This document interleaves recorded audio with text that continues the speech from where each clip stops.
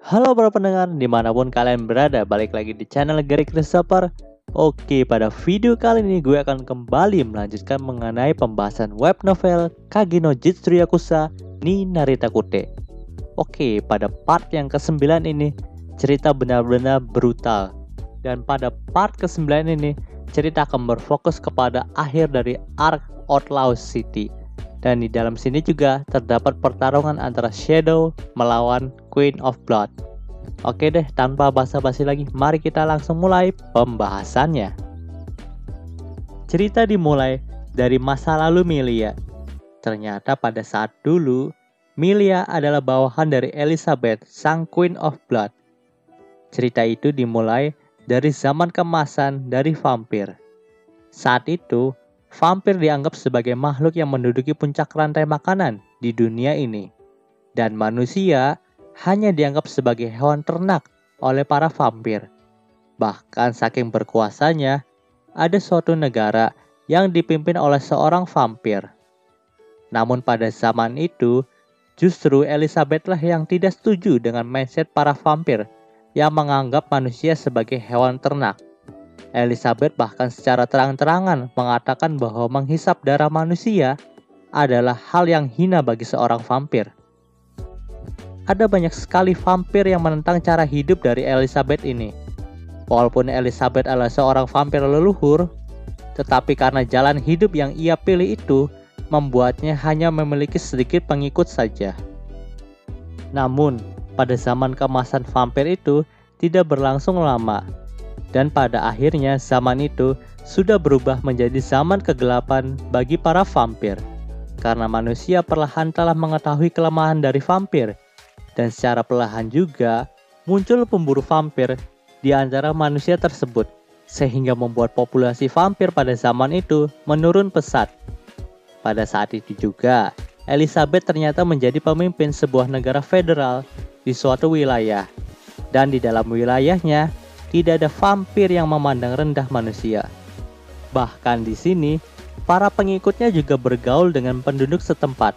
Karena memang Elizabeth sendiri memiliki suatu impian, yaitu membuat suatu negara yang damai di mana manusia dan vampir bisa hidup berdampingan bersama. Karena tujuan itulah yang membuatnya melarang setiap pengikutnya untuk meminum darah manusia dan menggantinya dengan memakan hewan lain seperti sapi dan juga ayam.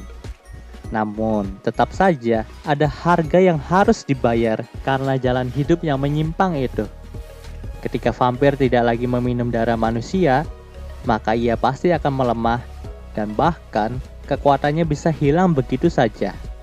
Selain itu, pastinya mereka harus menahan nafsu untuk tidak meminum darah manusia lagi. Dan hal itulah yang paling tidak mudah untuk dilakukan karena mereka hidup berdampingan dengan manusia yang seharusnya menjadi santapan bagi mereka. Bagi Elizabeth, menahan nafsu itu tidaklah mudah karena memang ia adalah vampir leluhur. Jadi, nafsu untuk meminum darah manusia yang dimiliki oleh Elizabeth bisa dibilang 10 kali lebih besar daripada vampir biasa. Namun, ada keuntungan yang mereka dapatkan dari itu semua, yaitu kemampuan untuk bisa berjalan di bawah sinar matahari dan hati yang penuh dengan kedamaian. Tetapi di sini, Elizabeth harus menggunakan payung ketika ia ingin keluar pada saat siang hari. Ini mungkin karena Elizabeth adalah vampir leluhur. Jadi dengan tidak meminum darah manusia saja, tidak akan membuatnya menjadi setara manusia. Tapi semakin lama, dorongan hasrat untuk meminum darah manusia dari para pengikut Elizabeth semakin meningkat. Dan hal itu tidak bisa disalahkan, karena memang pada dasarnya, vampir memanglah memerlukan darah manusia untuk hidup. Dan hal itulah yang membuat ada dua kubu dalam pengikut Elizabeth. Kubu pertama adalah pengikut yang ingin sekali lagi membuat zaman kemasan vampir kembali hidup, di mana mereka akan membantai manusia seperti dulu lagi. Dan kubu ini dipimpin oleh Crimson. Kubu yang lainnya adalah mereka yang tetap ingin mengikuti jalan hidup Elizabeth, yang ingin hidup berdampingan dengan manusia. Dan di dalam kubu ini terdapat Milia, yang saat itu menjadi komandan pertama dari pasukan Queen of Blood.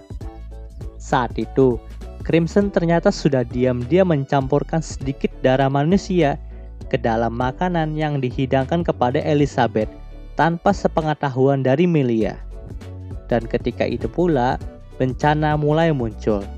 Mungkin saja Elizabeth benar-benar menahan nafsunya untuk tidak meminum darah manusia. Namun ketika Elizabeth sedikit menelan darah manusia yang diselipkan di dalam makanannya, itu membuat ia menjadi menggila. Rasa hormat pada manusia seketika itu pula langsung menghilang dan berubah menjadi rasa haus darah yang tak tertahankan. Saat mengamuk, Elizabeth telah menghancurkan 3 negara dalam 3 malam saja. Dan tak hanya membantai manusia, ia juga membantai para pengikutnya tanpa pandang bulu, sehingga hanya menyisakan Crimson dan Melia saja. Ketika Elizabeth sadar dari amukannya, ia pun menyesal dan menangis tanpa henti karena ia telah membantai manusia dan para pengikutnya. Saat itu, ia pun mengambil pasak dan menusukkannya ke arah jantungnya. Namun, ia belum mati karena pasak itu tidak menghancurkan jantungnya, tetapi ia menjadi tersegel. Dan sebelum kehilangan kesadarannya, Elizabeth pun berpesan kepada Melia untuk mendorong pasak itu lebih dalam lagi, sehingga menghancurkan jantungnya. Tetapi, Melia benar-benar tidak tega membunuh tuannya itu, sehingga pada akhirnya, Elizabeth yang sudah tersegel itu dibawa lari oleh Crimson ke Outlaw City ini. Setelah kegagalannya itu, Melia pun berjanji bahwa dirinya akan menghentikan dan membunuh Elizabeth agar ia tidak digunakan oleh Crimson untuk membantai manusia lagi. Melia pun berjanji dengan sepenuh jiwa raganya ia akan membebaskan tuannya itu dari kutukannya ini. Saat itu, Melia benar-benar menangis ketika menceritakan kejadian itu kepada Claire. Dia juga meminta maaf kepada Claire karena merahasiakannya selama ini. Di sini Claire pun memakluminya karena memang setiap makhluk hidup itu memiliki rahasianya tersendiri. Di sini Claire juga mengakui bahwa dirinya mungkin sudah dikendalikan oleh iblis, karena pada saat dahulu ia memiliki tanda hitam yang kian membesar di tubuhnya. Namun, tanda itu menghilang secara perlahan. Mungkin saja itu adalah tanda bahwa suatu hari nanti Claire akan menjadi iblis karena kutukan yang ia terima itu. Dan di sini kita diberitahu bahwa tanda yang dibicarakan oleh Claire kepada Sid pada saat itu bukanlah suatu kebohongan belaka. Mungkin saja saat itu ia tidak ingin Sid menjadi khawatir tentang keadaannya. Jadi, ia memilih berbohong kepada Sid. Saat itu, mereka pun saling menguatkan satu sama lain. Di sini Claire mengatakan bahwa tanah impian di mana manusia bisa hidup berdampingan dengan vampir yang diimpikan oleh Elizabeth bukanlah ilusi belaka, dan Claire yakin Melia bisa mewujudkan hal itu. Melia pun tersenyum dan berterima kasih kepada Claire. Akhirnya, mereka pun melanjutkan perjalanannya lagi. Panel cerita pun berpindah ke karakter Shadow yang sedang berada di ruangan harta dari Queen of Blood. Sementara kakak perempuannya Claire sedang berjuang mati-matian melawan vampir, di sini Shadow atau Sid malah asik menjarah harta dari Queen of Blood. Dalam ruangan harta itu terdapat banyak sekali berlian besar dan juga koin emas. Awalnya Shadow berniat untuk mengambil semua berlian itu, tetapi ia tidak memiliki sebuah penyimpanan yang cepat untuk membawanya. Jadi di sini ia memutuskan hanya mengambil koin emas saja di sana. Satu keping koin emas itu bernilai 1000 zeni, dan Shadow berniat untuk mengambil 1000 koin emas. Dengan kata lain, kekayaan dari Shadow akan bertambah sebesar 100 juta zeni. Saat itu, Shadow juga ingin mengambil 1000 koin lagi.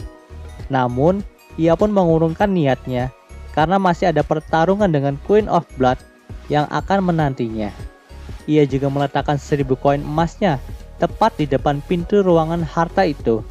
Lalu ia bergegas menuju puncak menara untuk menghadapi Queen of Blood. panel cerita pun berpindah lagi ke karakter Crimson yang sedang menyiapkan ritual pembangkitan dari Queen of Blood. Saat itu, Crimson benar-benar senang dan dia pun menyeringai seperti orang gila yang telah menantikan momen pembangkitan ini sejak lama. Di sini, Crimson membuka peti dari Queen of Blood dan memasukkan hati dari seorang pemuda berambut hitam yang disangka sebagai Sid oleh Claire. Setelah itu, ia juga memasukkan sebuah daging segar dan darah dari pemuda tersebut, lalu menutupnya kembali. Di sini, Crimson berkata ritual ini akan membutuhkan sedikit waktu. Kemudian, Crimson langsung pergi menjauh dari tempat itu, karena memang ketika Queen of Blood bangkit, ia pasti akan membunuh siapapun yang ada di hadapannya. Jadi dengan kata lain, posisi Crimson saat itu sedang tidak bagus. Ketika Crimson hendak turun dari lantai itu, tiba-tiba saja langkah kakinya terhenti oleh sosok pendekar berjubah hitam yang berdiri di depannya. Yaps, dia adalah Shadow. Crimson pun benar-benar terkejut dengan kedatangan Shadow, karena memang ia tidak menyadari hawa kehadiran dari Shadow. Saat itu, ia langsung mengeluarkan cakarnya dan bersiap untuk bertarung. Tapi tubuhnya sudah terbelah menjadi dua terlebih dahulu oleh tebasan pedang dari Shadow. Namun, Crimson tidak akan mati dengan mudah, karena ia adalah vampir berlevel tinggi. Jadi walaupun tubuhnya terbelah, ia masih tetap bisa hidup dan berbicara. Tetapi nasib buruk memang sudah menerpa Crimson, karena lawannya kali ini adalah Shadow. Di sini, Shadow pun terus menebas Crimson berkali-kali, sehingga tubuhnya menjadi partikel kecil dan hanya menyisakan jantungnya saja. Untuk serangan terakhir, Shadow langsung menusukkan pedangnya ke arah jantung Crimson, sehingga membuat tubuhnya berubah menjadi abu, dan itulah akhir dari Crimson. Setelah melawan Crimson, Shadow pun langsung masuk ke ruangan pembangkitan dari Queen of Blood dengan harapan ia akan menyelesaikan hal ini dengan cepat dan mengambil koin emasnya kembali. Di sini ia pun terus menunggu sambil meneriakkan nama Queen of Blood. Namun sosoknya tidak muncul dan yang ia lihat pada saat itu hanyalah mayat dari seorang pemuda berambut hitam yang terbaring di sana. Di sini Shadow sempat berasumsi bahwa mayat itu mungkin saja adalah Queen of Blood, sehingga ia mengotak-atik mayatnya, namun ia pun menyadari bahwa mayat itu adalah laki-laki. Jadi ia tidak mungkinlah Queen of Blood. Di sini juga Shadow berpikir mungkin saja vampir yang ia lawan tadi adalah Queen of Blood. Namun ia pun menyadari lagi bahwa vampir tadi adalah laki-laki. Jadi hal itu tidaklah mungkin. Saat itu, Shadow terus saja merenung sambil menunggu Queen of Blood tiba. Namun tetap saja, sosok dari Queen of Blood tidak pernah datang. Jadi akhirnya, Shadow pun memutuskan untuk pergi dari tempat ritual itu untuk mencari harta karun lagi. Namun, setelah beberapa menit dari kepergian Shadow, tubuh dari mayat pemuda itu berdetak kencang, tanda akan kebangkitan. Panel cerita pun berpindah lagi ke karakter Claire dan Milia. Saat itu, mereka telah sampai di tempat pembangkitan ataupun tempat ritual. Dan Claire langsung memeluk mayat pemuda laki-laki yang tergeletak di sana. Claire pun tidak bisa membendung air matanya. Dan ia pun terus memeluk mayat itu sambil memanggil nama Sid. Tetapi, saat Claire melihat mayat itu sekali lagi, ia pun terkejut karena mayat itu yang ia peluk bukanlah Sid, melainkan pemuda lain. Di sini Claire benar-benar bingung apakah adik laki-lakinya itu selamat dan berada di tempat lain. Tetapi jika memang begitu, buat apa ia susah payah menaiki menara ini? Claire pun terdiam sambil memikirkan hal itu. Tetapi tiba-tiba saja Milia berteriak kepada Claire untuk menyingkir dari mayat itu. Namun, itu sudah terlambat. Ternyata mayat itu mengeluarkan tentakel merah dari perutnya dan langsung menghantam tubuh Claire sehingga membuatnya terpental cukup jauh ke sisi ruangan. Lalu ia pun muntah darah. Setelah beberapa saat, dari tentakel itu keluarlah seorang wanita berambut merah yang sangat dikenal oleh Milia. Yaps, itu adalah Elizabeth, sang Queen of Blood. Seketika itu pula, Milia langsung terdiam sejenak dan raut wajahnya terlihat seperti menyesal. Ini mungkin karena ia telah kembali gagal untuk mencegah tuan lamanya itu untuk bangkit dan menghancurkan dunia lagi. Saat itu, Claire sedikit bergerak dan menandakan bahwa dirinya masih hidup. Namun di sini, Milia tidak bisa berbuat apa-apa dan hanya menonton Claire kehabisan darah tepat di depan matanya. Hal itu dikarenakan instingnya menjerit bahwa kini di hadapannya ada sosok Queen of Blood yang bisa saja membunuhnya dalam 1 detik jika ia bergerak menuju posisi Claire saat itu. Elizabeth pun langsung mencengkeram Claire dan sedikit mencicipi darahnya. Dan setelah Claire telah kehabisan darah, ia pun langsung dibuang layaknya sampah. Lalu mata Elizabeth pun tertuju pada Milia, dan dari pandangan matanya itu terlihat Milia nampaknya hanya dianggap sebagai makanan oleh Queen of Blood itu, dan bukan sebagai rekannya lagi. Milia pun gemetar dan perlahan mundur, karena memang tidak mungkin ia bisa mengalahkan seorang vampir leluhur dengan kondisi saat ini. Apalagi Milia sudah lama tidak mengonsumsi darah manusia, jadi pastinya ia telah kehilangan sebagian besar dari kekuatannya itu. Tetapi tiba-tiba saja 4 sosok berjubah hitam pun muncul dan langsung melempari Elizabeth dengan kumpulan pisau hitam. Ternyata mereka adalah Beta dan ketiga anak buahnya, dan salah satu dari ketiga anak buahnya itu adalah Rose Oriana, yang kini telah resmi menjadi bagian dari Shadow Garden. Nampaknya mereka berusaha untuk menyelamatkan Claire dan mendapatkan sampel darah dari Queen of Blood. Saat itu, salah satu dari anak buah Beta mengecek kondisi Claire, dan di sini ia berkata bahwa kondisi Claire saat ini sangatlah kritis, dan jika tidak diberikan pertolongan, mungkin nyawanya akan melayang. Namun saat itu, Beta pun memutuskan untuk mengatasi Queen of Blood terlebih dahulu, karena memang jika mereka lari dari sini, maka Queen of Blood pastinya tidak akan membiarkan mereka kabur begitu saja. Jadi saat itu, Beta harus mengalahkan Queen of Blood secepatnya, lalu langsung memberikan pertolongan medis kepada Claire. Di sini, salah satu anak buah Beta pun menyerahkan Claire kepada Milia, dan Milia pun memeluk Claire dengan sangat erat dan sambil menangis. Nampaknya Milia sangat menyesal karena kondisi Claire menjadi seperti ini adalah akibat dari kelalaiannya. Beta dan ketiga anak buahnya pun bersiap untuk bertarung dengan Queen of Blood. Tapi di sini, Milia berkata bahwa Beta seharusnya tidak melakukan hal itu, karena ia tahu betul kemampuan dari Queen of Blood sangatlah luar biasa. Namun di sini Beta membalas rasa kekhawatiran dari Milia dengan berkata, "Aku ingin mengetahui seberapa kuat dia." Tanda dari kepercayaan diri yang tinggi dari Beta. Pertarungan sengit pun terjadi. Jual beli serangan antara Beta beserta anak buahnya dengan Queen of Blood berlangsung dengan cepat. Namun nampaknya Queen of Blood masih tetap lebih unggul, dan bahkan ia berhasil memojokkan mereka berempat sekaligus. Di sini, Beta dan ketiga anak buahnya perlahan mulai kehilangan stamina-nya dan sedikit terluka. Tetapi sebaliknya, Queen of Blood sama sekali tidak terluka. Bahkan dalam pertarungannya, Queen of Blood tidak mengeluarkan gerakan yang berarti dan hanya mengandalkan counter attack atau serangan balik. Hal ini menunjukkan bahwa Queen of Blood masih belum menunjukkan kemampuan yang sebenarnya ketika melawan Beta dan ketiga anak buahnya itu. Walaupun secara kemampuan murni, Beta tidak bisa mengalahkan Queen of Blood, tetapi tetap saja Beta harus segera mengalahkannya, karena ia harus segera menyelamatkan kakak perempuan dari tuannya itu. Jika tidak, maka ia tidak akan punya muka lagi untuk bertemu tuannya.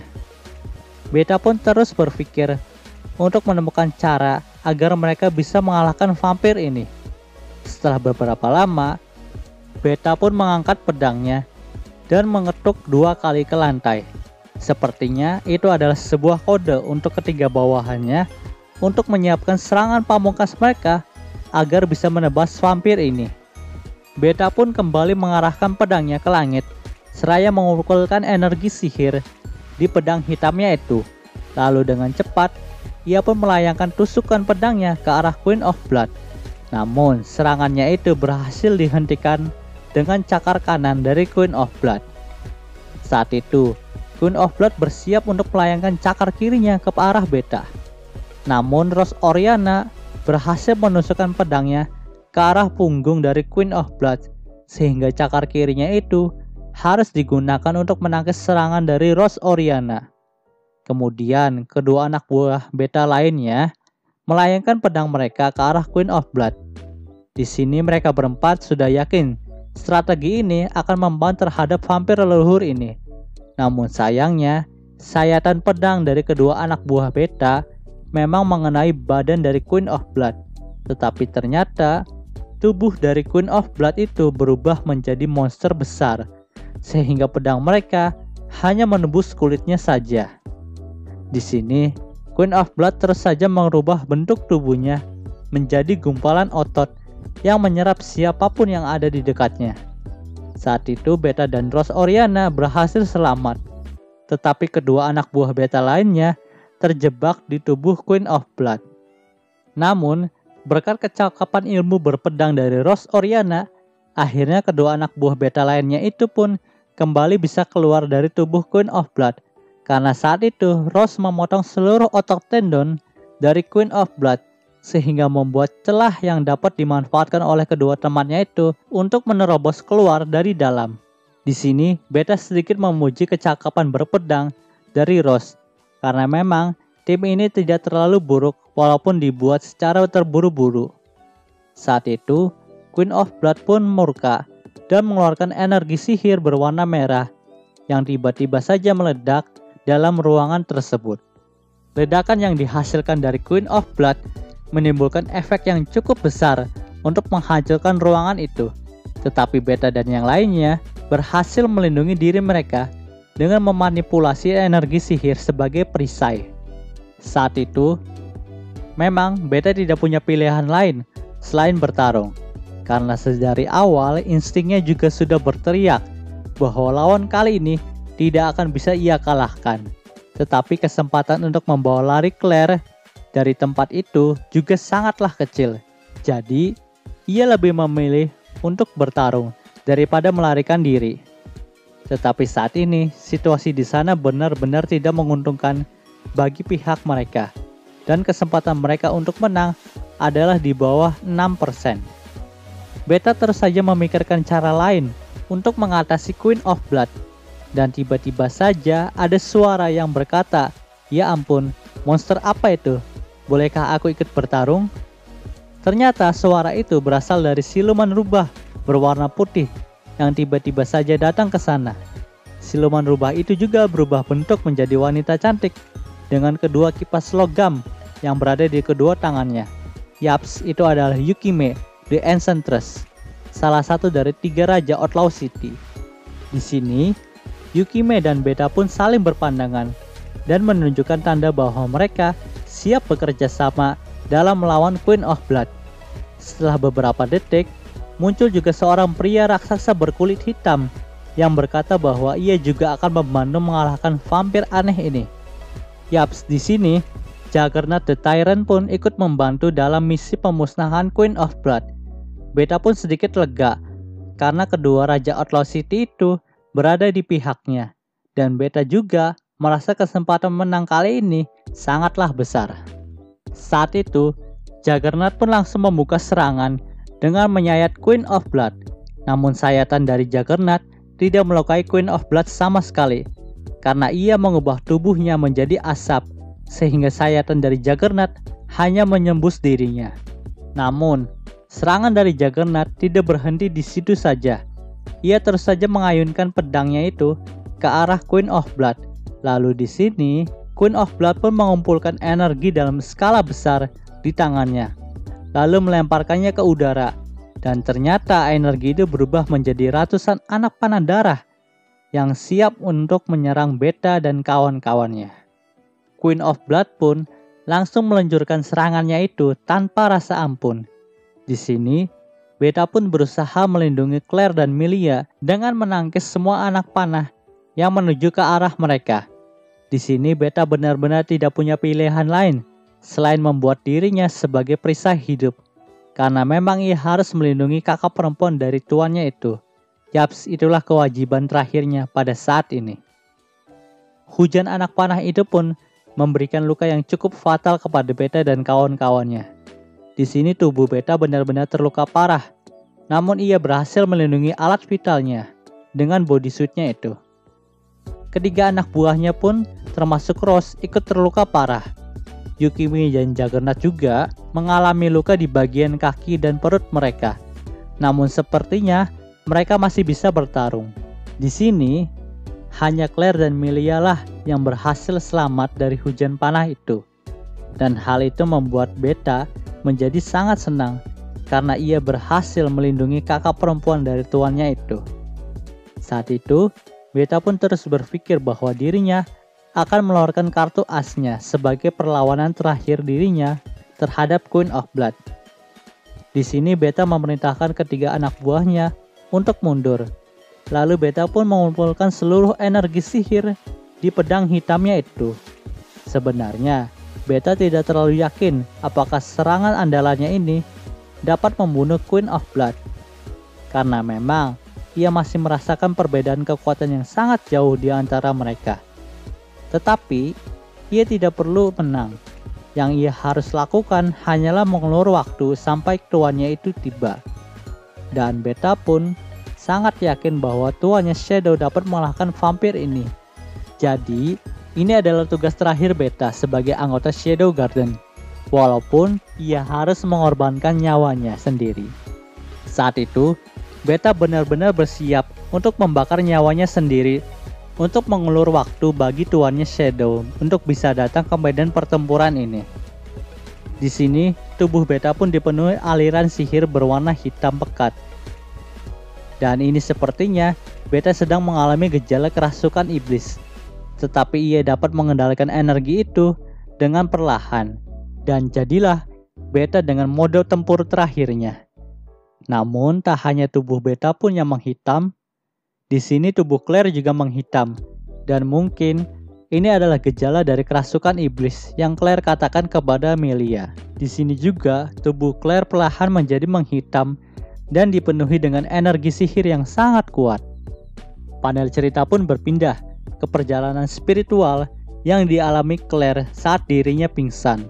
Saat itu, Claire berada di ruangan serba putih dan Claire pun bertemu dengan wanita penyihir bermata ungu. Yaps, di sini Claire bertemu dengan Aurora, yaitu spirit yang pernah dibebaskan oleh Shadow pada arc penyerangan Akademi Pendekar Pedang yang lalu. Di sini Aurora berpesan bahwa Claire tidak mengalami kerasukan iblis karena ia telah disembuhkan dan diselamatkan oleh dia. Sedikit penjelasan, kata dia di sini merujuk kepada Shadow ya. Di sini Aurora juga mengatakan bahwa dirinya akan meminjamkan kekuatannya sebentar kepada Claire untuk melawan Queen of Blood. Jadi ia meminta izin kepada Claire untuk meminjamkan tubuhnya sebentar. Di sini Aurora pun menjelaskan bahwa tubuh Claire memiliki dua kekuatan yang saling bercampur. Namun untuk saat ini, Claire masih belum bisa mengendalikannya. Setelah mendengarkan penjelasan yang belak-belakan dari Aurora, membuat Claire sedikit bingung. Tapi yang jelas, ia mengizinkan Aurora untuk mengendalikan tubuhnya sebentar. Sebelum perjalanan spiritual itu berakhir, Claire pun sempat bertanya tentang nama dari Aurora. Di sini, Aurora pun memperkenalkan dirinya sebagai Aurora, the Witch of Calamity. Panel cerita pun berpindah lagi ke dunia nyata. Saat itu tiba-tiba saja, Claire terbangun dengan mata ungu yang menyala. Walaupun luka di perutnya masih terbuka, tapi tubuhnya tetap bisa bangkit. Dan bahkan di sini, Claire bisa memanipulasi darah miliknya untuk menutup lukanya itu sementara. Hal itu bisa dia lakukan karena tubuhnya saat ini sedang dikendalikan oleh Aurora, penyihir bencana tersebut atau The Witch of Calamity. Saat itu, Queen of Blood pun langsung menyerang mereka lagi dengan panah darahnya. Namun ternyata Claire dapat menghentikannya dengan memanipulasi panah itu dengan sihirnya. Lalu panah itu pun berbalik melukai Queen of Blood sendiri. Di sini, Claire benar-benar mendapatkan kekuatan sihir dan fisik yang sangat overpower. Bahkan saat itu, Claire dapat mengeluarkan sabit besar yang dimiliki oleh Aurora untuk membantai Queen of Blood. Dan tentu saja sabit itu dapat menebas Queen of Blood sehingga ia mendapatkan luka yang cukup parah.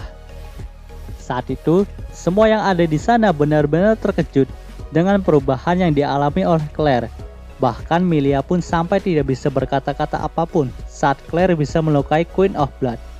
Di sini Milia pun perlahan mulai bangkit dan mengatakan bahwa ia tidak akan membiarkan Claire berjuang sendirian. Karena memang tujuan asli dari Milia adalah menghentikan amukan dari Queen of Blood agar ia tidak menimbulkan bencana yang sama lagi seperti saat 1000 tahun yang lalu. Milia pun mengeluarkan pedangnya dan berdiri di sebelah Claire untuk bertarung bersamanya. Namun di sini, Aurora pun berbicara melalui tubuh Claire bahwa Milia tidak perlu bertarung seperti itu. Karena di sini tugasnya hanyalah mengulur waktu sampai dia datang. Dan sekarang tugasku sudah selesai karena ia sudah ada di sini. Tiba-tiba saja sosok pendekar berjubah hitam pun datang ke medan pertempuran tersebut. Yaps, ia adalah Shadow. Di sini, Claire pun kehilangan kesadarannya dengan senyuman kelegaan di wajahnya. Semua yang ada di sana pun terkejut dengan kedatangan dari Shadow dalam medan pertempuran tersebut. Termasuk juga Beta yang teramat senang karena pada akhirnya tuannya datang juga. Di sini Juggernaut mengatakan bahwa Shadow tidak bisa mengalahkannya sendirian. Sedangkan Yukime berkata bahwa Shadow harus berhati-hati ketika melawan Queen of Blood itu. Di sini Shadow pun langsung menyerang Queen of Blood dengan pedang hitamnya itu. Dan jual beli serangan yang teramat cepat pun terjadi antara Shadow dan Queen of Blood. Pertarungan itu juga tidak bisa diikuti oleh mata dari Yukime dan juga Juggernaut. Pertarungan itu terjadi dengan sangat luar biasa cepat. Namun pada akhirnya, Shadow mampu membelah tangan dari Queen of Blood sehingga terputus. Namun pada saat itu juga, tangan dari Queen of Blood yang telah terputus itu berubah menjadi cloning Queen of Blood. Dan hal inilah yang membuat Queen of Blood menjadi vampir leluhur yang sangat ditakuti. Di sini Shadow harus bisa menghadapi 3 orang Queen of Blood sekaligus. Dan jika dilihat dari kondisi ini, Shadow benar-benar tidak diuntungkan. Pertarungan pun kembali terjadi. Namun saat itu entah mengapa, dalam pandangan Beta, gerakan dari Shadow pun melambat. Dan entah mengapa, Shadow hanya menangkis setiap serangan dari Queen of Blood dan para cloningnya tanpa membalas serangan tersebut. Dan hal itulah yang membuat Beta menjadi bertanya-tanya, kenapa tuannya menjadi seperti itu? Setelah beberapa saat, Beta pun menyadari bahwa tepat di belakang Shadow terdapat Beta dan beberapa langkah di belakangnya lagi terdapat Rose dan kedua anak buahnya. Jadi di sini Beta pun tersadar bahwa Shadow melindungi mereka dari serangan Queen of Blood. Karena memang jika Shadow menyerang balik, maka serangan Queen of Blood itu akan mengenai mereka. Di sini Beta benar-benar terharu dengan apa yang dilakukan oleh tuannya itu. Dan pada saat itu, pada akhirnya Shadow tidak bisa menahan gempuran kekuatan dari Queen of Blood lagi, sehingga membuat dirinya terpental ke dalam tembok dan membuat air mata mengalir dari mata Beta. Di sini, mereka semua sempat kehilangan harapan. Bahkan Yukime dan Juggernaut tidak menyangka bahwa Shadow bisa terkalahkan oleh Queen of Blood. Namun pada saat itu, dari arah Shadow terpancar sihir berwarna ungu yang menyilaukan semua mata yang ada di sana. Di sini Shadow juga berkata bahwa sepertinya ia akan sedikit serius pada kali ini. Di sini Shadow pun menggunakan sihirnya untuk melenyapkan semua cloning dari Queen of Blood. Dan saat itu pertarungan energi sihir antara Shadow dan Queen of Blood pun terjadi. Pertarungan energi sihir itu membuat gumpalan energi dalam jumlah yang sangat besar dan menghentikan waktu sejenak. Pada saat itu, Queen of Blood pun mendapatkan kesadarannya kembali sejenak dan berkata kepada Shadow agar Shadow membebaskan dirinya dalam kematian. Di sini Shadow pun menyetujuinya dan langsung memusatkan energi sihirnya ke bilah pedangnya itu. Dan Queen of Blood pun menyiapkan cakarnya untuk beradu dengan pedang Shadow. Tapi entah mengapa di mata Milia, cakar dari Queen of Blood itu terlihat melemah dan nampak rapuh. Di sini Milia menyadari bahwa Queen of Blood sengaja melemahkan serangannya untuk bisa dihabisi oleh Shadow. Lalu Milia pun berlari menghentikan Shadow. Dan di sini Milia juga berkata bahwa ia tidak akan membiarkan Queen of Blood mati begitu saja. Karena Milia yakin Queen of Blood bisa memulai kembali kehidupannya dengan baik. Tetapi tentakel dari Queen of Blood mendorong Milia ke samping tanpa melukai Milia. Dan hal ini seakan-akan membuat Milia yakin bahwa Queen of Blood memang memilih untuk mati di tangan Shadow. Shadow pun langsung merapal sebuah mantra dan melayangkan pedangnya ke arah Queen of Blood. Dan mantra itu adalah Atom Recovery. Lalu sebuah ledakan sihir ungu pun menerangi tempat itu. Semua yang ada di sana pun sempat kehilangan kesadarannya sejenak. Namun ketika mereka semua terbangun, ternyata luka mereka pun sudah sembuh dan Shadow pun menghilang dari arena pertempuran itu. Di sini Beta yakin bahwa hal itu disebabkan oleh sihir yang dikeluarkan oleh tuannya tadi. Dan ia pun benar-benar kagum dengan kekuatan dari tuannya itu. Saat itu, ternyata Elizabeth sang Queen of Blood pun masih hidup. Dan ia juga kembali menjadi dirinya yang dulu, di mana ia tidak akan haus darah manusia lagi. Dan di sini ia juga mengenali kembali Milia, lalu memeluk Milia dengan erat, tanda bahwa ia sangat menyesal dengan semua bencana yang ia lakukan kepada dunia ini. Langit Outlaw City pun perlahan mulai membiru lagi. Panel cerita pun berpindah ke karakter Sid. Di sini setelah semua yang terjadi, ternyata ia hanya bisa mendapatkan 500 koin emas atau 5 juta Jenny. Dan jumlah itu sangatlah cukup untuk biaya hidupnya seumur hidup. Di sini nampaknya Claire juga sudah sembuh dan hanya menyisakan tangan kirinya yang masih terperban. Karena memang ketika ia dikendalikan oleh Aurora, Claire mendapatkan sebuah simbol sihir untuk mengendalikan kekuatan tersembunyinya itu. Musim gugur pun mulai berakhir, jadi mereka pun harus pergi ke akademi lagi untuk bersekolah lagi. Di tengah perjalanan meninggalkan Outlaw City, Sid pun menyadari ada sebuah tatapan yang menatap dirinya. Lalu, ia pun berbalik dan mendapati ada sosok wanita berambut merah dengan payung besar sedang berdiri dan menatapnya. Di sini wanita berambut merah itu menundukkan kepalanya kepada Sid sambil tersenyum ke arahnya. Seakan-akan ia berterima kasih kepada Sid, lalu Sid pun sedikit melambaikan tangannya dan kembali melanjutkan perjalanannya bersama Claire. Dan cerita di arc ini pun berakhir. Panjang sekali ya pembahasan kali ini. Oke deh, mungkin segitu dulu. Jika kalian suka video ini, jangan lupa untuk like, comment, dan juga subscribe ya. Dan juga share agar gue lebih semangat lagi dalam membuat video dalam channel ini. Terima kasih telah mendengarkan sampai titik ini.